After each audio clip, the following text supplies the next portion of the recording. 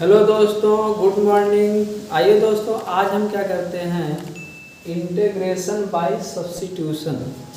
Integration by substitution, इसको हिंदी में कहेंगे क्या, प्रतिस्थापन द्वारा समाकलन। प्रतिस्थापन द्वारा समाकलन किस प्रकार से किया जाता है, इस बात के हम समझेंगे। ठीक है, आइए पहले हम इसके बारे में हम आपको समझा रहे हैं, जो हमने यहाँ पे फार्मूला लिखा है। ठीक, फिर इस पे क्वेश्चन लगाएंगे, फिर इसके बताएंगे, फिर इस पे सवाल लगाया जाएगा। ठीक है, ऐसे सबके बारे में हम बातें करेंगे, फिर उन पे सवाल को करवाएंगे। ध्यान से देखिए दोस्त, अगर हम इसकी बात करें तो यहाँ पर अगर बात करें तो इंटीग्रल क्या आपका लिखा है, ax + b whole to power n। ठीक, इसको मैं आई मान ले रहा हूँ समझाने के लिए आपको। ठीक, तो आपने फार्मूला पढ़ा होगा, integral x to power n dx क्या होता है बाबू, x to power n + 1 upon n + 1। तो where n equal not -1, where n equal not -1। जो पहले वीडियो बनाया है उसमें मैंने ये सारी बातें बताई है। अब देखो, अगर इस सवाल को ध्यान से देखो आप, तो देखो ax + b whole to power क्या है, n है, कुछ इसी टाइप का लग रहा है। लेकिन x के स्थान पे यहाँ क्या है, ax + b है, ax + b है। तो यहाँ पर हम क्या करेंगे, यहाँ पे हम इसको क्या करेंगे, मान लेंगे। क्या मानेंगे, ax + b इक्वल टू क्या है आपका t। आप कहोगे सर कैसे पहचानेंगे, कैसे मानेंगे। आप देखो ना, n है, यहाँ पे n है, x है, लेकिन यहाँ ax + b है, तो इसलिए ax + b टोटल को हम t मानेंगे। बात मेरी समझ में आ रही है ना। नहीं तो कुछ बच्चों को क्वेश्चन होता है सर कि ax को ही मानिए ना, नहीं, बल्कि इससे कंपेरिजन अगर आप करते हो तो x के स्थान पे यहाँ क्या ax + b है, इसलिए उसको पूरे को t मानेंगे। ठीक है, समझ में आया। अच्छा, और दोस्त एक बात हमेशा याद रखना, जब भी हम क्या बोलते हैं कि समाकलन लगाएंगे, जब भी प्रतिस्थापन किया जाएगा, तो जो भी चीज़ हम मानेंगे किसी के बराबर, उसका हम अवकलन करते हैं। क्या करते हैं, अवकलन करते हैं। तो अगर हम इसका अवकलन करेंगे तो एक कांस्टेंट वैल्यू बाहर निकल जाएगी, x का अवकलन क्या हो जाएगा बाबू, 1 हो जाएगा, और प्लस आपका इसका अवकलन क्या होगा, 0 हो जाएगा, इंटू आपका dx बराबर क्या हो जाएगा, आपके मन में क्वेश्चन आया सर x = 1 कैसे आया। आओ, एक फार्मूला आप पढ़ते हो, d/dx x to power n पढ़ते हो, तो आपका क्या होता है बाबू, n x to power n - 1 होता है। तो अगर मैं कहूँ कि d/dx और यहाँ पे ax हो, तो आप ये भी पढ़ते हो, फंक्शन में कोई कांस्टेंट नंबर होता है, बाहर निकल जाता है, कांस्टेंट नंबर यहाँ से बाहर हो गया, आप क्या हो गया आपका d/dx, x आ गया, यहाँ x यहाँ क्या 1 है। तो आप बताओ इस फार्मूले में रखोगे तो क्या आ जाएगा आपका, ये पहले आ जाएगा, फिर x टू पावर n - 1 है, यानी n के स्थान पे 1 1 - 1 तो मतलब क्या हो जाएगा, a टू पावर 0। अब किसी भी मतलब संख्या की पावर अगर 0 तो उसका मान 1 होता है, इसलिए a × 1 मतलब आपका हो जाएगा 1। बात समझ में आएगी, आओ गए इस बात को आप समझ गए। यहाँ कैसे किया गया आप बात समझ गए, इसको मिटा देता हूँ, आपको कन्फ्यूजन होगा। ठीक, चलिए ये हम निकल लिया। अब यहाँ पे अगर हल किया जाए क्या हो जाएगा, a dx बराबर मिल गया हमारा dt। तो dx का मतलब क्या हो जाएगा बाबू आपका, dt/a, dt/a। अब हमें क्या करना, सारी चीज़ों को सब्स्टिट्यूट करना है, प्रतिस्थापित करना है। आप सोचते होंगे सब्स्टिट्यूट क्या होता है दोस्त, ड्रीम 11 आप जानते होंगे, इस समय IPL चल रहा है, तो उसमें देखते होंगे सारे प्लेयर जब लाइनअप रहते हैं तो उसके बाद नीचे लिखा था सब्स्टिट्यूट प्लेयर। तो सब्स्टिट्यूट प्लेयर का मतलब क्या होता है कि वो खिलाड़ी भी खेलेगा लेकिन किसी दूसरे की जगह पर खेलेगा। जैसे मान लो कोई बॉलर है, वो अच्छी मतलब क्या बैटिंग तो कर नहीं सकता बहुत अच्छी तरह से, तो जब खेल होगा मतलब बैटिंग वाली पारी आएगी, इनिंग्स आएगी, उस समय वही जो सब्स्टिट्यूट प्लेयर है उस बॉलर के स्थान पर क्या करने आ जाएगा, बैटिंग आ जाएगा। तो इसको मतलब सब्स्टिट्यूट प्लेयर। तो सब्स्टिट्यूट मतलब सारी चीज़ें सब्स्टिट्यूट हो जाएंगी। मतलब अब ये जो खिलाड़ी सब्स्टिट्यूट प्लेयर है ये खेलेगा तो उसके रन को हम क्या करेंगे, काउंट करेंगे। ठीक है, तो हमें यहाँ सब्स्टिट्यूशन का यही मतलब है। अब क्या करना, सारी चीज़ों को हमें सब्स्टिट्यूट करना है, तो इसमें हमें सब्स्टिट्यूट करना, देखिए ध्यान से। अब आई बराबर क्या हो जाएगा, इंटीग्रल देखो ऐसे बना था, ऐसे कर लिया। अब ax + b का स्थान में क्या हो जाएगा, t हो जाएगा, यही देखो सब्स्टिट्यूट हो गया। ठीक है, अच्छा, अब होल के बाद क्या होगा, n है, यहाँ dx भी रहा होगा, क्या dx, यहाँ मैंने लिखा था dx भी रहा होगा, तो dx का स्थान क्या हो जाएगा, dt/a। ठीक। तो इंटीग्रल में आपको फर्स्ट जो वीडियो मैंने बनाया इसके पहले उसको बताया था जो कांस्टेंट नंबर होता है बाहर निकल जाता है, तो 1/a बाहर जाएगा। अब इंटीग्रल का आ जाएगा t⁴n dt। अब बताओ इस फार्मूले जैसा हो गया कि नहीं हो गया? हो गया। तो आपको जब इस फार्मूले जैसा तो ये फार्मूला लग जाएगा। यहाँ पे क्या हो जाएगा, यहाँ पे लिख देते हैं 1/a t⁴n + 1/n + 1 हो गया। अच्छा, प्लस c। अब क्या करिए आप 1/a, अब जो चीज़ें आप पहले माने थे उसको रख दीजिए। क्या हो जाएगा t के स्थान पे बाबू ax + b whole to power देखो आपका n + 1 upon n + 1 plus c। तो आप ध्यान से देखो क्या ये जो वैल्यू आई है इसी के बराबर है कि नहीं, इसी के बराबर है कि नहीं, बताइए पहले बोलो।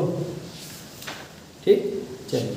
अब अगर हम इस पे क्वेश्चन आपका करवा दें तो आपको ये बातें और बढ़िया से समझ में आ जाएगी। इस पे क्वेश्चन करवा दें ये बातें और बढ़िया समझ में आ जाएगी। आएगी नहीं आएगी? चलिए प्रश्नावली हम खोलते हैं, उसमें से सवाल लेते हैं। ठीक, इस फार्मूले पे लगाना शुरू करते हैं, ध्यान दें। मिटा दें इसको। अगर दोस्त अब हम क्या बोलते हैं सवाल लिखते हैं, हमारे पास सवाल है यहाँ पे किताब में। ठीक है, सवाल क्या है देखो, integral 3x + 5 whole to power 7 dx इसको सॉल्व करना है। इसको हम आई मान लेंगे अपने से। ठीक, अब अगर आपको सारी चीज़ें पता तो एक लाइन में इसका उत्तर आ जाएगा। क्या आ जाएगा देखो, आपको इस टाइप करा नहीं, देखो a के स्थान पे 3 है, x है, फिर प्लस आपका b के स्थान पे 5 है, n के स्थान पे 7 है। आपको ऐसे ही बनेगा। क्या हो जाएगा, ये पूरा लिख लो 3x + 5 होल टू पावर क्या हो जाएगा 7 + 1 अपान में n + 1 यानी 7 + 1। ठीक, इंटू जो x का मतलब गुणांक को से भाग कर दो, उत्तर आ गया। क्या हो जाएगा 3x + 5 होल टू पावर 8 अपान, देखो इसमें जोड़ोगे कितना आ जाएगा, वो 8 हो जाएगा। 8 में 3 का गुणा करोगे 24 प्लस ये उत्तर हो जाएगा। ये तो जब ये चीज़ें तैयार होती हैं तब आप डायरेक्ट कर लेते हैं, लेकिन इसको अगर मान लो सपोर्टेड ये चीज़ें नहीं पता हो तो कैसे लगाएंगे। ठीक, आइए इसको लगाना सीखते हैं। आप इस फार्मूले से कंपेरिजन करो। देखो n बराबर यहाँ पे 7 है, x है यहाँ पे क्या पूरा 3x + 5 है। इसका मतलब वो इस टाइप का सवाल है। आप लेट करोगे क्या यहाँ बाबू 3x + 5 = t। फिर क्या करते हैं आप अवकलन करते हैं, तो अवकलन करोगे तो 3 बाहर जाएगा, यहाँ पे हो जाएगा dx, इसका 0 हो जाएगा, बराबर क्या हो जाएगा dt। ओके, यहाँ बताओ क्या आ जाएगा, dx = मिल जाएगा dt/3 हो जाएगा। अब सारी चीज़ों को सब्स्टिट्यूट कर दो, तो i बराबर क्या हो जाएगा बताओ, इंटीग्रल देखो किसके स्थान में क्या हो जाएगा आपका यहाँ पे t हो जाएगा, t हो गया, टू पावर 7 का 7 कर दिया बट्टे का जी। अब dx के स्थान पे हो जाएगा dt/3। बताओ ये dt/3 है, बट्टे 3 बाहर हो जाएगा, इंटीग्रल t⁴ dt। अब बताओ इस फार्मूले ऐसा हो गया ना, n बराबर क्या 7 है और x के स्थान पे t है, तो सारी चीज़ें वैसे लिखी जाएगी। क्या हो जाएगा 1/3 t⁴ में 1 जोड़ोगे तो 8 हो जाएगा, बट्टे n + 1 मतलब 8 और प्लस c। ये हो जाएगा क्या, देखो 3 का अगर 8 में गुणा करोगे तो 1/24 हो जाएगा। और t का मान कितना था, 3x + 5 whole to power 8 plus c। ये आपका उत्तर हो जाएगा। तो बताओ इसके पहले भी तो मैंने ये उत्तर निकाला था, इसके पहले भी तो मैंने ये उत्तर निकाला था। तो ये चीज़ें आपको इस तरह से लगाई जाती हैं। ठीक, चलिए एक सवाल और इस पे देखते हैं, एक सवाल और इसी फार्मूले में देखते हैं। देखिए क्वेश्चन होगा क्या, रूट में 5x + 7 dx, इसका हमें इंटीग्रल करना है। इसका क्या करना है, इंटीग्रल करना है। तो आप क्या करोगे दोस्त, आपको मैंने बताया है अगर रूट में आपका यहाँ पे n x हो, इसको क्या लिख सकते हो, x⁴ लिख सकते हो। मतलब यहाँ पे अगर ऐसे आपका यहाँ पे 3x हो तो इसको लिख सकते हो x⁴ यहाँ 5 होता तो x⁴ तो आप बताओ क्या इसको ऐसे नहीं लिख सकते हो, बोलो इसको क्या नहीं लिख सकते हो, 5x + 7 होल टू पावर 1/2। अगर कहीं पे ऐसे लिखा हो याद से, इसका मतलब क्या समझ गए, एक्स टू पावर 1/2 होगा। यहाँ 2 छिपा हुआ रहता है। क्या होता है? 2 छिपा हुआ रहता है। कैसे हो गया? ठीक। अब देखो, अब इससे कंपेरिजन करो। अब देखो n के स्थान पे क्या है? 1/2। n के स्थान पे क्या है? 1/2 है। और x के स्थान पे क्या? 5x-7 है। तो जब x के स्थान पे उसी को हमें t मान लेना है। अब देखो 5x + 7 = आ जाएगा t। जो मान आ जाता है उसका क्या करते हो आप? अवकलन करते हो। अवकलन कर दो, 5 बाहर हो जाएगा, इसका आपका dx हो जाएगा, 7 का 0 हो जाएगा, ये dt। तो मतलब क्या मिला हमारा? dx बराबर मिला dt/5। बोलो, ऐसा मिला? ऐसा मिला आपका। ठीक। अब देखो, अब सारी बातों को हमें क्या करना है? यहाँ पे सब्स्टिट्यूट करना है। सब्स्टिट्यूट मतलब मैंने समझाया, ड्रीम इलेवन वाला एग्जाम्पल लेते। ठीक। तो क्या हो जाएगा? देखो, अब i बराबर हो जाएगा इंटीग्रल 5x-7 के स्थान क्या हो जाएगा? देखो t हो जाएगा, t लिख दिया। 1/2 था, 1/2 लिख दिया। ठीक। dx के स्थान पे यहाँ dx लिख दो, dx के स्थान पे हो जाएगा dt/5। तो देखो 1/5 कांस्टेंट वैल्यू बाहर निकल गई, इंटीग्रल t⁴ dt हो जाएगा। होगा। अब इसका कंपेरिजन अगर आप इससे करते हो तो इस टाइप का मिल रहा है, नहीं मिल रहा है, तो वही फार्मूला भी लग जाएगा। क्या हो जाएगा हमारा? देखो 1/5 t⁴ 1/2 + 1/1/2 + 1 होगा, प्लस c। फिर यही सॉल्व कर देते हैं।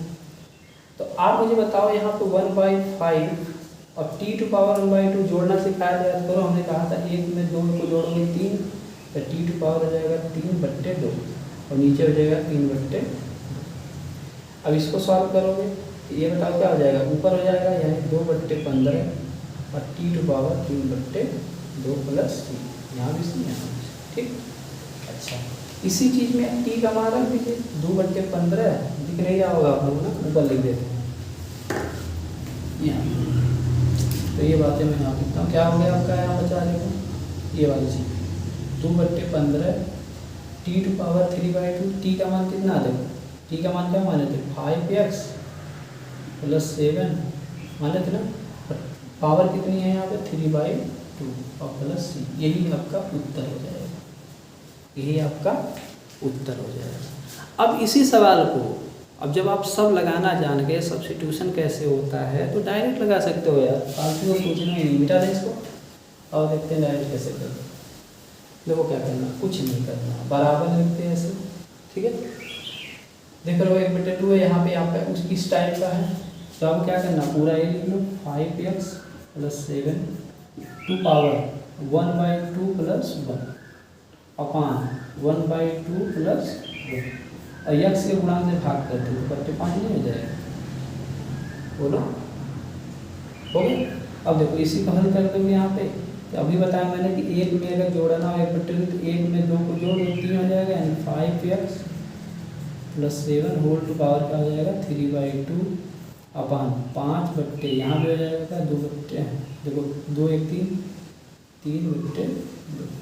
अब ये उलट जाएगा तो क्या ऐसा नहीं हो जाएगा? आप प्लस सी कर, कितना सिंपल है। तो इसलिए सवालों को ऐसे लगाते हैं। समझ में आया? चलिए अब हमें क्या करना है, हमने इस फार्मूले पे सारी बातें कर लिया। अब ऐसा सवाल अगर डायरेक्ट आपको दिया हो तो आपको लगना चाहिए बाबू, इसके बाद भी नहीं आता है तो आप जानिए, है ना, वो तो आपकी गलती है। तो इस फार्मूले को भी मिटा देता हूँ, आपको समझ में आ गया होगा। अब हम बात करेंगे इस, ठीक। जैसे मान लीजिए कोई सवाल आपका दे दिया हो e⁴ 4x + b इंटीग्रल यहाँ पे dx, इसको आप i मान लीजिए, है ना। ये किस टाइप का है? आप कहोगे सर ये फार्मूला आपने बताया था ऐसा, तो इसका सर होता है e⁴x + c, ये फार्मूला होता है। हम कहें हाँ, तब तुम्हें समझ में आ जाएगा। तो ध्यान से अगर देखो यहाँ पे, तो आप मुझे बताओ क्या कहोगे कि सर इससे कंपेरिजन कर लीजिए सर। हम कहेंगे ठीक। हम देखें यहाँ x सिर्फ है, यहाँ पे क्या है 4x + b है। एक्स्ट्रा चीज़ क्या दिख रही है? 4x + b। तो जो एक्स्ट्रा दिख रही है उसी को t मान लो, उसी को सब्स्टिट्यूट बोल जाएगा। तो यहाँ 4x + b कर लिया, b का 5 कर लिया, 5 कर लिया, बराबर क्या मान लिया? t मान लिया। अच्छा, अब जो माना जाता है आपका उससे क्या किया जाता है, अवकलन किया जाता है। तो 4 कांस्टेंट वैल्यू बाहर निकल जाएगी, dx हो जाएगा यहाँ पे बराबर dt, क्योंकि 5 का अवकलन 0 हो जाएगा। अब यहाँ से dx क्या आ जाएगा, dt बाई 5 मिल गया। अब सारी चीज़ों को सब्स्टिट्यूट करिए, तो i बराबर इंटीग्रल e बनाया। अब देखो 4x प्लस टी के साथ क्या हो जाएगा, t लिख लिया, और ds के स्थान पे dt बाई 5 हुआ। अब देखो यहाँ 1/5 कांस्टेंट वैल्यू बाहर निकल गई, integral e to power t dt हो गया। अब बताओ इस फार्मूले ऐसा हो गया नहीं हो गया, हो गया। क्या होता है फार्मूला, देख ही रहा है, 1/5 et हो जाता है plus e to power t का मान कितना देखो 4x प्लस 5 बट्टे क्या हो जाएगा 5 प्लस c। ये आपका आंसर है, ये आपका आंसर हो जाएगा। बोलो समझ में आ रहा है, बोलो समझ में आया। अब देखो ध्यान से, इसी सवाल को जब ये सारी चीज़ें पता हमें है तो डायरेक्ट भी कर सकते थे, एक लाइन मिटाएं इसको। चलो समझ में आ गया होगा। अब क्या करना था, इसी सवाल को जब आपको सारी बात पता आती है आप ऐसे लिख लीजिए 4x प्लस 5 और बट्टे क्या आता है x गुणांक से भाग कर दो, बस यही उत्तर था। यही तो आया था इसके पहले, तुम बताओ मुझे, यही तो आया था। तो वही देखो मैंने लिखा है e to power a plus b dx के रूप में अगर है तो e टू पावर a पूरा ये लिखा जाएगा, बट्टे x के गुणांक से देखो भाग कर दिए। ये समझ में आ गया होगा। ऐसा सवाल आपको ऐसे ही आएगा, ठीक। अच्छा, थोड़ा सा इसमें सवाल में हम वेरिएशन करते हैं, थोड़ा सा वेरिएशन कर देते हैं आपको समझाने के लिए, ठीक। अगर मान लो यहीं पे क्या हो जाता,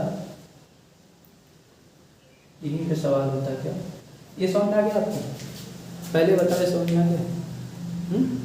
चलो आगे थोड़ा बढ़े, अगले फार्मूले पे, है ना। एप्लीकेशन भी आपको सिखाना है, फार्मूला सिखाना, फिर बाद में तो कई सवाल होना है। मिटा दे इसको, इस फार्मूले को मिटा देते हैं। चलिए अब हम आते हैं इस सवाल पे। सवाल क्या होगा आपका, दिया है integral cos ax plus b dx, इसी को हमें सॉल्व करना है, ठीक है। आइए ध्यान से देखते हैं। तो आपने फार्मूला पढ़ा होगा इंटीग्रल cos x dx बराबर क्या होता है बाबू, होता है sin x प्लस c। ऐसा ही होता है, sin x प्लस क्या होता है c होता है कि नहीं होता, पहले बताओ। चलो अब ये स्टैंडर्ड फार्म इसका है, आप इससे इसका कंपेरिजन करो। तो आप कंपेरिजन कर रहे हो तो कहेंगे सर यहाँ भी कास है, यहाँ भी कास है, सर यहाँ यक्स है लेकिन यहाँ ax प्लस b सर है, उसके जैसा नहीं है। तो कहेंगे हाँ बाबू, यहाँ पे क्या करना पड़ेगा, सब्स्टिट्यूशन करना पड़ेगा। चलो हमने क्या किया, यहाँ पे जो एक्स्ट्रा था उसी को हमें टी मान लिया, इसी को हमने टी मान लिया, इसको माना। तो जो माना जाता है उसका क्या करते हो, अवकलन करते हो यार।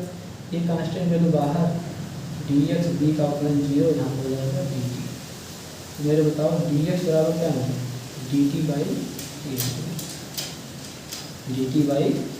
a, समझ में है। अब देखो, अब सारी चीज़ों को सब्स्टिट्यूट कर दो।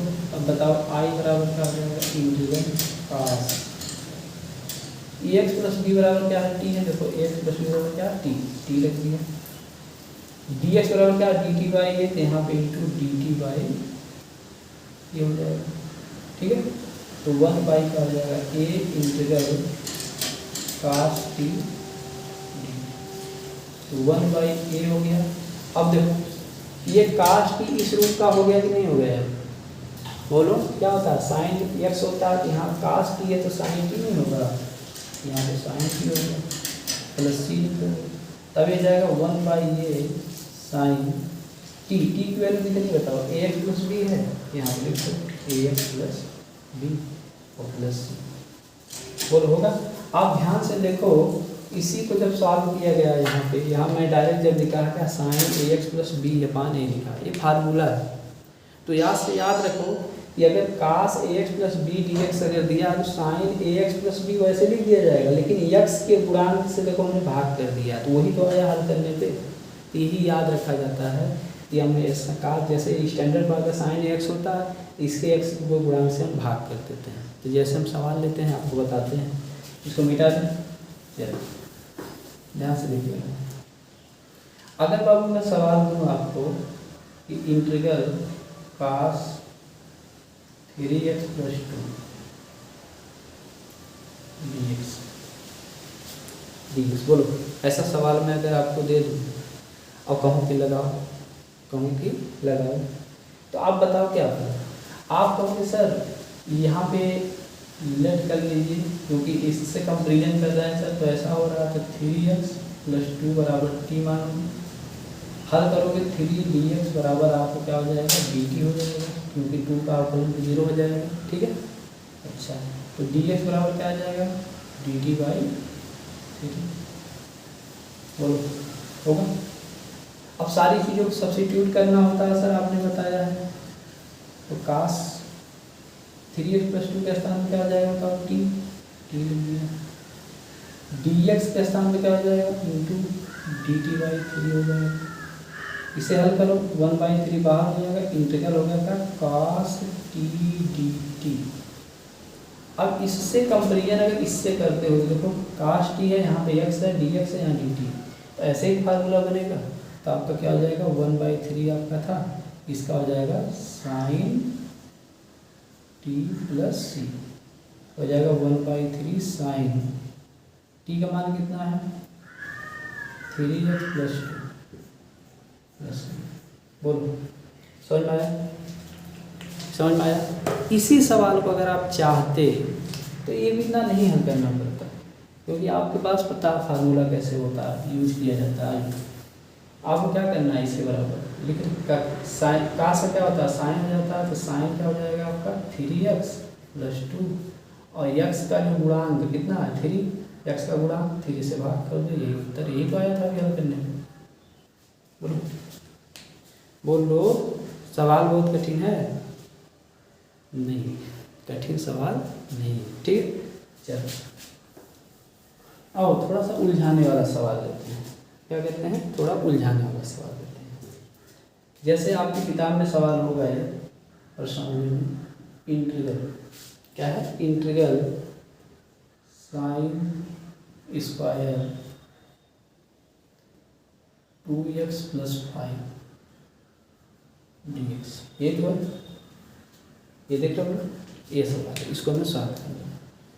अब इस सवाल को सॉल्व करने के लिए हमें हाई स्कूल के 9th के फार्मूले याद होने चाहिए। हाई स्कूल या 9th के फार्मूले क्या होने चाहिए, याद होने चाहिए। आओ देखा कौन सा फार्मूला है, सीखते बाबू। एक फार्मूला आपने पढ़ा होगा, cos 2x बराबर क्या होता है, 1 - 2 sin² x। इसके 4 फार्मूले होते हैं। एक और होता है 2 cos² x - 1, एक और होता है cos² x - sin² x, एक और होता है 1 - tan² x/1 + tan²। आप कहोगे सर चारों फार्मूले होते हैं, आप यही क्यों इस्तेमाल कर रहे हो। बाबू जिसका जहाँ पे इस्तेमाल होगा वही हमें करना है। हम देख रहे हैं यहाँ पे sin² के फॉर्म में, इसलिए इसको की, ठीक है। अच्छा अब देखना, इसको मैं इधर लाऊँ, इसको उधर ले आऊँ, क्या हो जाएगा हमारा 2 sin² x बराबर 1 - cos 2x होगा। और देखो 2 गुणा में है, भाग कर देगा यहाँ पे, तो इतना हो जाएगा। इसका मतलब सर अब कंपेरिजन करो इससे, देखो sin² है, sin², यहाँ पे x है, लेकिन यहाँ पे क्या है 2x + 5 है। इसको बताओ क्या लिख सकता हूँ। आप कहोगे सर ऐसे लिख सकते हैं 1 - cos लिख सकते हैं सर। यहाँ x था, देखो ध्यान से, नहीं तो आएगा नहीं ये सवाल है। x था तो यहाँ देखो 2x हो गया, तो सर 1 - लिखे आप, ठीक है सर। cos लिखे, 2 लिखिए सर, 2 लिखा, फिर ये पूरी वैल्यू लिख लो, क्या 2x + 5 और बट्टे सर 2 लिख लीजिए। बोलो ये कन्वर्जन समझ में आया। अब ये सवाल लगेगा, अब ये सवाल लग जाएगा। बोलो सर कैसे लगेगा, पूरा लगा दीजिए, लगा देते हैं। देखो ये बाई 2 है, कांस्टेंट वैल्यू में बाहर निकल जाएगी, ब्रैकेट में काम करेंगे, इंटीग्रल क्या हो जाएगा 1 - cos 2 का गुणा कर लो, 4x हो जाएगा प्लस 10 हो जाएगा, इसका गुणा होगा इसमें, ठीक है। dx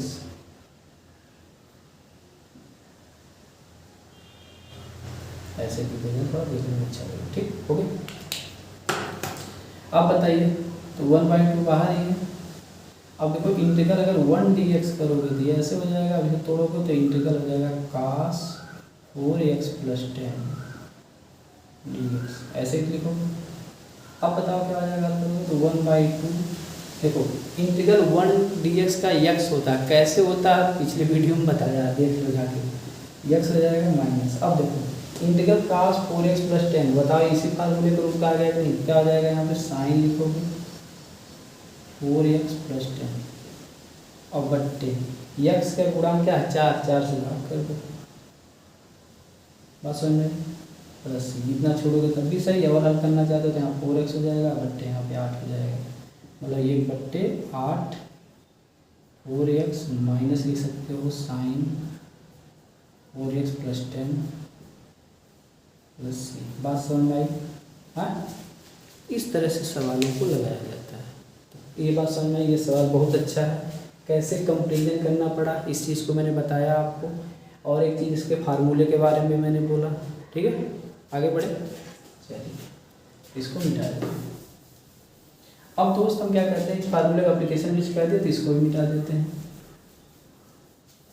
ठीक, अब नंबर है इसका, क्या है, integral sign ax + b dx।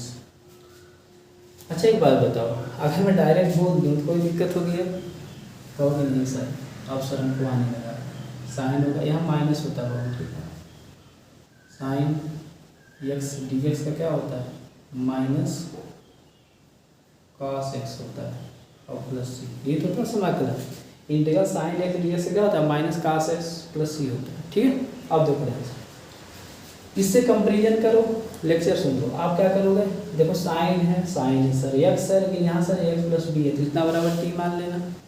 ठीक, मानोगे फिर अवकलन करोगे, जो पहले मैंने सिखाया वैसे ही किया जाता है, तो बराबर क्या हो जाएगा, हल करोगे क्या आएगा, ऐसा ही। देखो इसको पूरा हम चेंज करेंगे तो cos हो जाता है ax + b, यहाँ माइनस। ठीक है, जैसे यहाँ पूरा करें, बट्टे मैंने क्या बोला था, x के गुणांक से भाग, x का गुणांक यहाँ का a है इसलिए भाग कर दो, प्लस ये उत्तर है।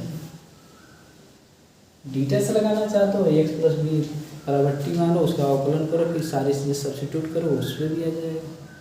बोलो समझ में आ गया? अगर चलिए आगे बढ़े। चलिए इसी सवाल को देखिए, अगर मान लो यही सवाल में ऐसे होता, यहाँ क्या होता, यहाँ होता मान लो 3x + 5 होता dx। आप क्या करते हैं, आप क्या करते हैं, यहाँ आ जाता माइनस cos 3x + 5 और बट्टे x का गुणांक क्या 2 3 से भाग कर देते और प्लस का आ जाता c, यही आंसर हो जाता। या क्या करते, 3x + 5 बराबर t मानते, उसका अवकलन करते, जैसे अभी पहले जस्ट पहले बताया वैसे कर देते। बोलो समझ में आ रहा है बात? चलिए ये बात भी समझ गए, फार्मूला भी समझ गए, इसको मिटा दिया जाता है। ठीक है, ओके, यहाँ तक कोई दिक्कत किसी को शायद नहीं होगी। ठीक, अब बढ़ें आगे। आइए, अब यहाँ पे एक फार्मूला है, यही फार्मूला भी सवाल भी कभी कभी आता है, इसे ध्यान से देखिएगा। ये इंटीग्रल tan x dx, ये फार्मूला भी है, सवाल भी। अब इसको हमें प्रतिस्थापन बेस से लगाना, क्या लिख सकते हो आप इसको, इंटीग्रल। एक बात याद रखिएगा, इससे ये फार्मूला लिख रहे हैं, ये याद रखिएगा, tan x बराबर मतलब होता है वो क्या, sin x बट्टे cos x। आज तक पढ़े भी होगे tan थीटा बराबर sin थीटा बट्टे cos थीटा, वही बात। ऐसे काट x बराबर याद रखा करो क्या, cos x बट्टे sin। ऐसे यहाँ से अगर इन दोनों का गुणा कर दोगे तो क्या हो जाएगा, tan x × cot x बराबर बताओ 1 होगा। या यहाँ से तुम्हें अगर tan x बराबर निकालना हो, क्या हो जाएगा 1 बट्टे cot x। ये बात याद रहेगी, ये बातें जबान पे रहनी चाहिए, नहीं तो आपको प्रॉब्लम होगी सवाल लगाने में। चलिए सवाल लगा दें इसको, चलिए लगाते हैं। अब बताओ इसको क्या लिख सकते हो, कहोगे सर साइन एक्स बट्टे कास एक्स लिख सकते हैं, आपने बताया सर यहाँ पे। ठीक, अब देखो, अब प्रतिस्थापन के सवाल में खासियत होती है, आपको अगर अवकलन के फार्मूले नहीं पता हैं तो समाकलन का सवाल लगाने में दिक्कत होगा। इसलिए मैं आपको बताना चाहूँगा कि मैंने जो है यूट्यूब पर ही डिफरेंशिएशन के बहुत अस्थाई से, बहुत बेसिक से मैंने क्या बोलते हैं कि प्रॉब्लम को लगा रखा है, बहुत सारे फार्मूले लिखे हैं, तो उन्हें देख लीजिए ताकि आपके लिए समाकलन पढ़ना आसान हो। ठीक है, वो भी प्रतिस्थापन स्पेशल। और इस प्रतिस्थापन पे ही और पहले चैप्टर पे ये पूरा समाकलन आपका चलेगा।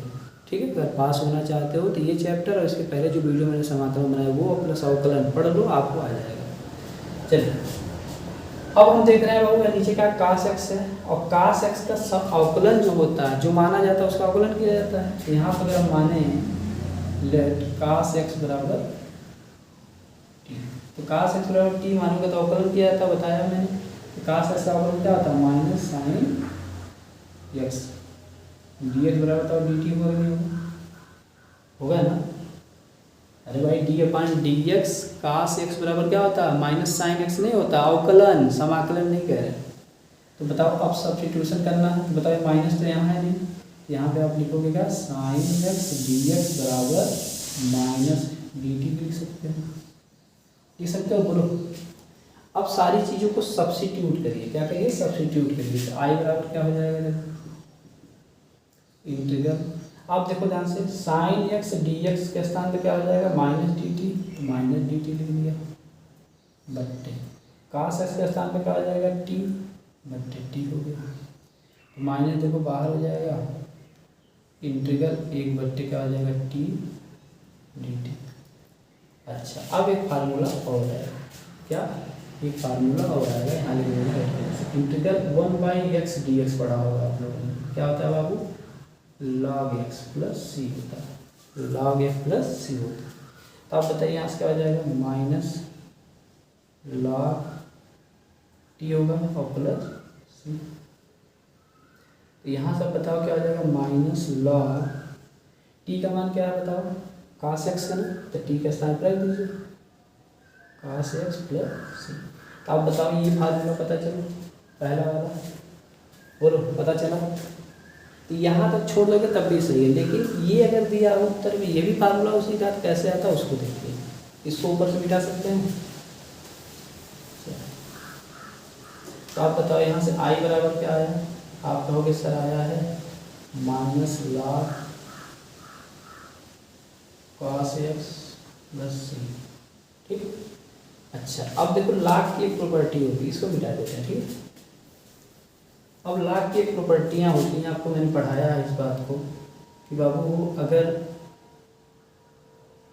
log x to power n है तो ये हो जाता है n log x। ठीक, तो बताओ यहाँ पे माइनस एक छिपा है कि नहीं छिपा है, इसको हम क्या लिख सकते हैं, log cos x to power -1 plus C नहीं लिख सकते, बोलो। अरे भाई n देखो ना, यही n तो आपका यहाँ आया है, फिर log x हुआ है, यही अगर हम n को यहाँ पर चढ़ा दें x टू पावर, ऐसे नहीं हो जाएगा, बोलो, होगा। अब समझो, आप जानते होंगे कास x जो होता है और इंटू सेक x, इसका व्युत्क्रम होता है एक होता है, इसका गुणनफल। इसका मतलब क्या हुआ कि सर सेक x बराबर हम एक बट्टे कास x लिख सकते हैं क्या, आप कहोगे यस, ऐसा लिख सकते हैं। अब बताओ, अच्छा एक चीज़ और मैंने पढ़ाया था आपको, अगर x टू पावर -n हो तो इसको हम एक बट्टे x टू पावर n लिख सकते हैं। ये पहले वीडियो में ही सारी बातें बताई गई जो इंटीग्रल की, ताकि आपको दिक्कत ना हो अगला इस वाले चैप्टर को पढ़ने में। तो बताओ यहाँ क्या हो जाएगा, हो जाएगा log एक बट्टे cos x और प्लस सी हुआ। अब बताओ क्या हो जाएगा, log एक बट्टे cos x बराबर क्या है बताओ, sec x प्लस सी। तो बताओ अब आई बराबर ए भी तो आ गया, तो दो फार्मूला बना एक बना ये बहुत इंपॉर्टेंट है, कई बार यूज होगा, और एक बना यहाँ पे। इसी फार्मूले देखो मैंने यहाँ लिखा था। ये समझ में आ गया? बोलिएगा, ये बात समझ में आएगी नहीं? ये पहले बताओ, तब आगे बढ़ेंगे, आगे देखिए। ठीक, तो इस फार्मूले को भी हम क्या करते हैं, मिटा देते हैं और सारे ब्योरों का भी मिटा देते हैं। इसको मिटा दें। चलिए अब एक फार्मूला और बताओ, क्या बता बचा आपका इंटीग्रल cot x dx, एक बचा है। ठीक, चलिए देखते हैं इसको कैसे लगाते हैं। तो बाबू वो इसको हम ले सकते हैं कि नहीं, cos x अभी बताया था फार्मूला बट्टे sin x dx। एक बात और बोला था मैंने, बाबू आपको अवकलन जरूर याद होना चाहिए, तभी आपका दिमाग काम करेगा, कौन सी चीज़ मानेंगे तो क्या होगा। ठीक है, चलिए देखो अब यहाँ पे क्या, हर में क्या साइन एक्स है। साइन एक्स अगर अवकलन करते हैं यानी T upon D x sine x, तो क्या होता है, cos एक्स होता है। तो cos एक्स देखो डी एक्स मिल रहा है, नहीं मिला, इसलिए साइन एक्स बराबर माना क्या बाबू, sine X equal to T.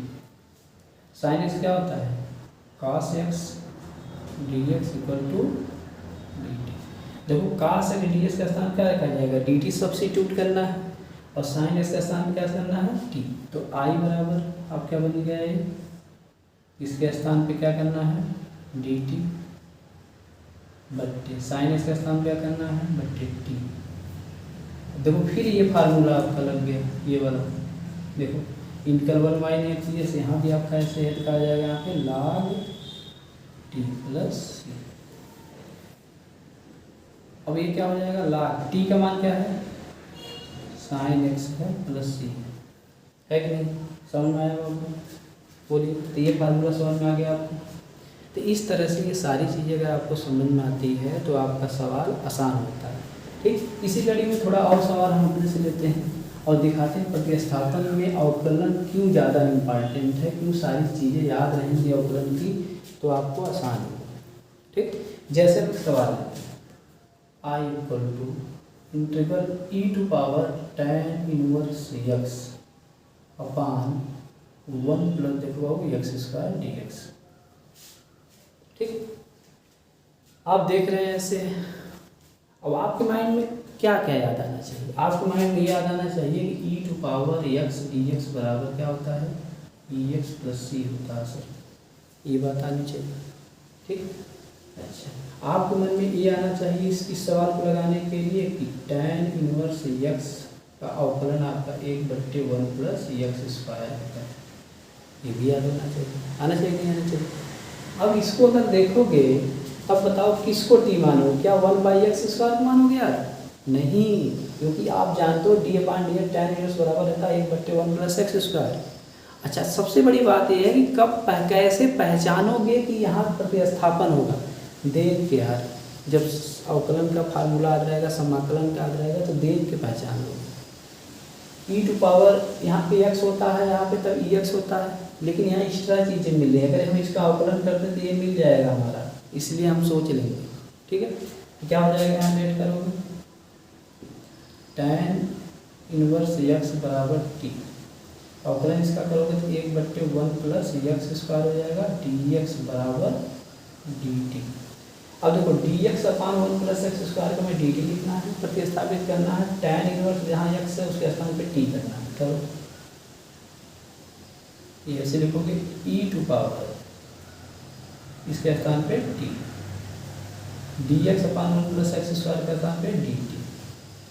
अब देखो ये इस रूप का हो गया कि नहीं, यहाँ देखो यहाँ से इसका क्या हो जाता है, ई टी हो जाता है plus C, E to power T का मान कितना है, इतना है, tan इनवर्स एक्स है प्लस सी, ये आपका इसका आंसर हो जाएगा। बात मेरी समझ में आ रही है बाबू?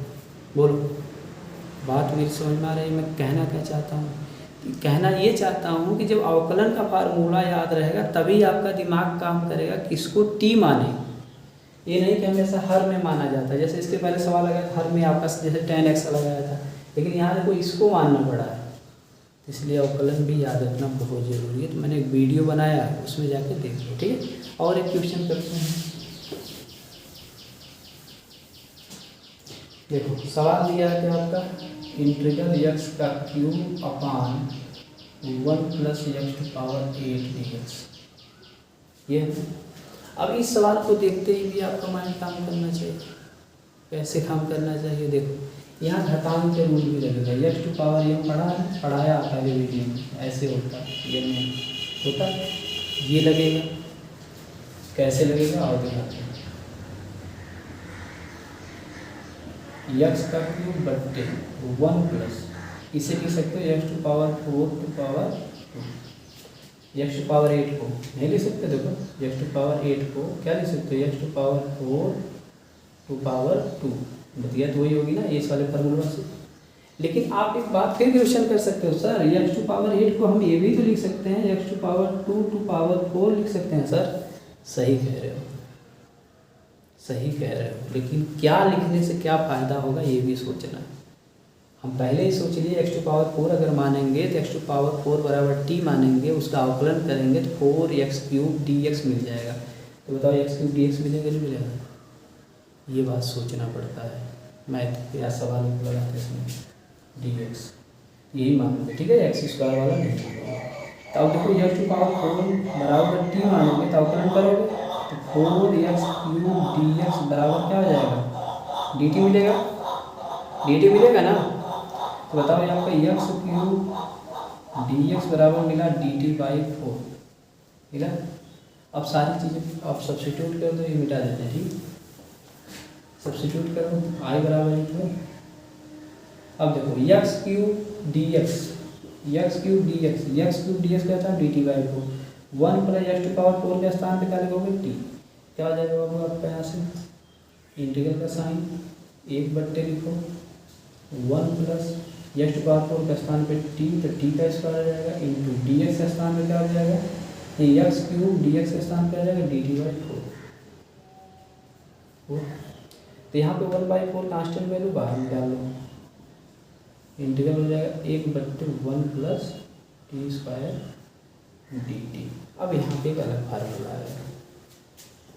देखो मैं आपको फार्मूला याद करने के लिए नहीं कहता, लेकिन आपके पास होना चाहिए, धीरे धीरे सब आ जाए। जैसे ये देखिए हम फार्मूला हमारे माइंड में है, integral 1/1 plus x square dx क्या होता है बाबू, tan इनवर्स x होता है प्लस। बताओ यहाँ पे क्या हो जाएगा, यहाँ पे हो जाएगा 1/4 tan इनवर्स क्या हो जाएगा t प्लस c हो जाएगा। अब आप मुझे बताइए क्या हो जाएगा इसका, 1/4 tan इनवर्स t बराबर क्या मानेंगे, एक्स टू पावर 4 रद्द प्लस c, यही इसका उत्तर हो जाएगा। बोलो सवाल समझ में आ रहा है, ठीक है। तो वीडियो बहुत लंबा हो जाएगा, ठीक है, इसलिए आज के लिए इतना ही है ना। तो आप लोगों का दिन बहुत बहुत शुभ हो।